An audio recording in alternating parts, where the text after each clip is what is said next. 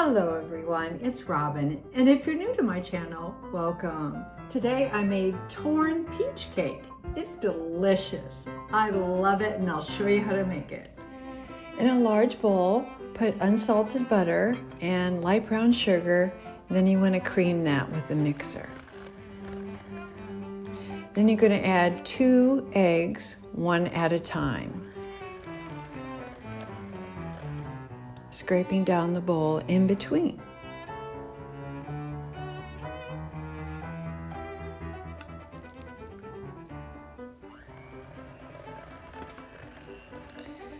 And then take whole wheat flour, almond flour, and baking powder and some salt. Put that in there and give it a good mix. I have prepared 9-inch springform pan here with parchment paper and butter. You can also use an 8-inch cake pan with parchment paper and butter too. I did it both ways. With an 8-inch pan, you have to cook a little bit longer, but it still works out and is delicious.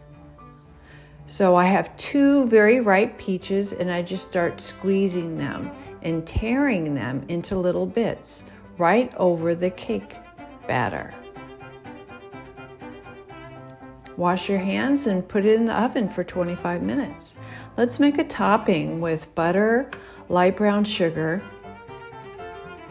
salt, slivered almonds, and 2 tablespoons of rosemary needles. I have big rosemary needles. I buy mine in bulk because I make a conditioner for my dog with that. Comes in handy. There you go. And then at the 25-minute mark, add that topping. It's delicious. If you like what you see, please like, share, and subscribe. It really does help. Then for beauty, add some turbinado sugar and some more brown sugar. That candies, and it's amazing. You don't want to miss out. There it is. Loving it. Help it get out of the springform pan before you pop it open.